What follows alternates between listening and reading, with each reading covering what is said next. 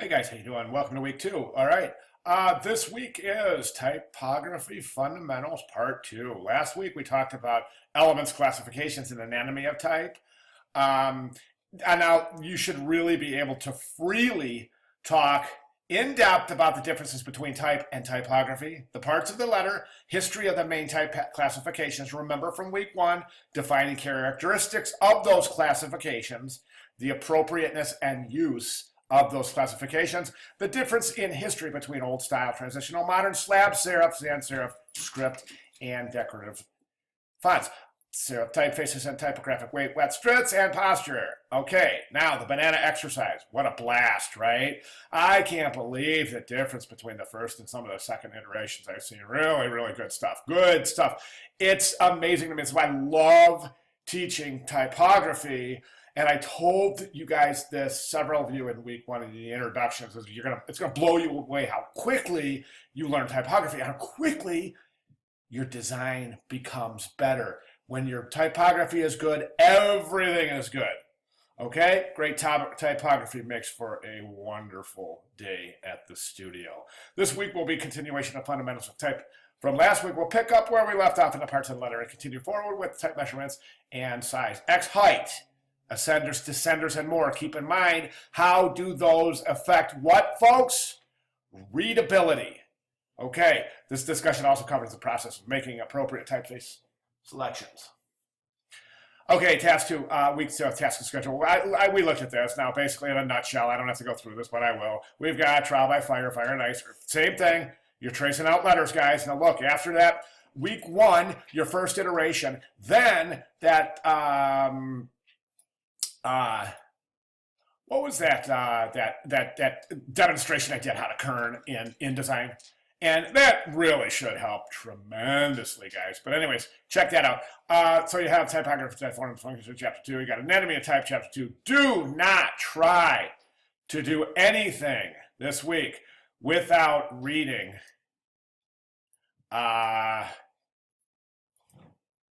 this anatomy of type.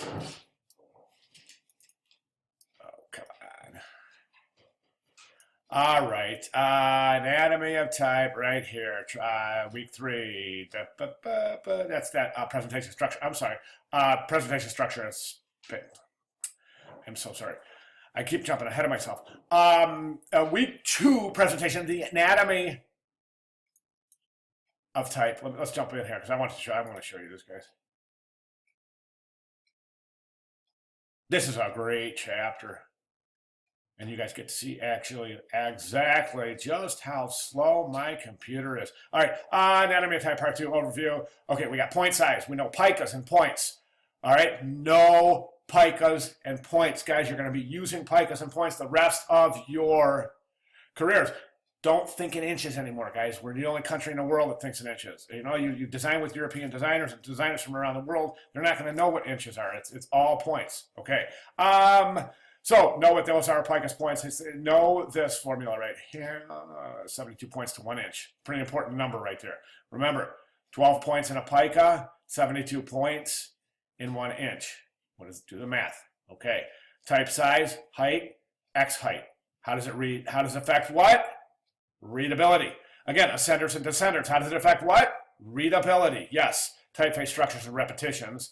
Now, this, as we went through week 1, we talked about those saccadic jumps. Remember those saccadic jumps from week 1 reading. And that's how, when we read sentences, we don't read to this typeface, and there are many, we read groups of words. I know we would read that group. Then this whole thing would come as a group. And that's why letter spacing, word spacing, and line spacing is so important, because we don't want to disrupt the groups that our minds logically make looking at well-spaced letters. Okay, that's what all about reading and legibility, and really how you can read quickly and understand what you're reading without having to stop for these breaks in the saccadic jumps that we used to read. Okay, important stuff. Very fascinating too. Optical relationships. Take a look at these. This is a nice little presentation. From here on in is a nice presentation. This is great. Take a look at these and note how each of these look. What's this saying right here? It's saying that C's and the O's kind of look smaller. Now, typically, we have a thing called overhang when you're setting type. The C's, O's, and then with a round top or bottom is going to overhang a little bit. And we do that just because if you hang it straight on that cap line and base line, it's going to look smaller than the other letters. Optical illusion, nonetheless, it does exist. Okay, problem letters. How are letters built? Look at the B. The top of the B is much more narrow than the bottom of the B. Stuff like that, little things you've never noticed before, right? Optical relationships. Note, stroke size is even.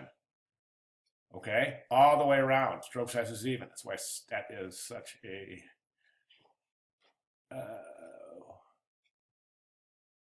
trying to see what this is pretty good here. Optical relationships 1 through 7. Curved strokes are drawn thicker at the midsections of vertical strokes. It's helped achieve a more even appearance. Read through these. Okay, I know a lot of you in week 1 when you were saying, well, these are some of the things that I want to get out of the class. Read through these optical relationships because this is telling you exactly what a lot of you said you want to learn. These relationships between letters and how do you set letters so they look perfect. Okay, it's understanding how curves and straight lines and things like this work together and what kind of basically what kind of optical illusions they create looking at them together. Curves, lines, straight lines, diagonals, etc., etc. Personality of typefaces, practicality of typefaces, historical considerations, and of course our good friend space, kerning, tracking and letting. What's kerning, guys? It is the space between letters. What is tracking? The space between all of the letters in the line. And letting, the space between lines. Very, very important stuff. You're going to be talking about kerning, letting, and tracking the rest of your careers. Note how these touch. One rule of thumb I would mention is you do not want serifs touching in body copy. It's okay in headlines, subheads, titles, etc., but not in body copy. Kerning spacing, note this difference. This is almost the same as the example that I did with banana. You can see the same difference. Violin, tough one. Anything with a diagonal, of course, is tough. Here's our curves from banana. Remember what I said in banana? Remember I said get those closer together because the way that these work, I wish that thing would stop popping on and off. This is so annoying. Anyways, the way that I can't point with my cursor, otherwise that thing will look above my cursor. See those two curved letters? Okay, see how that one on the left, the E, is open and the negative space flows right in there? You want to close those down because the illusion here is that those are so much further away from each other than they actually are. And the same thing goes with straight letter pairs, is that when they get too close, it's really obvious they're too close. Some letters start forming other letters when kerned too closely. And this is a really great example, series of examples of how some of the considerations you have to make when kerning and letter spacing, serif versus sans serif, as well as all caps or even a letter with a cap and title case or all caps and small caps as well. All right, kern me softly. Here, these links aren't working, guys. It's a game. I'm going to go right now. I'm going to go to a new window and I'm going to go the Kerning Game.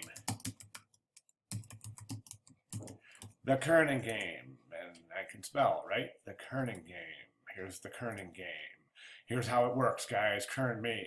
Okay, we start. So you pick the letters. It tells you the letters you can't move, letters you can move.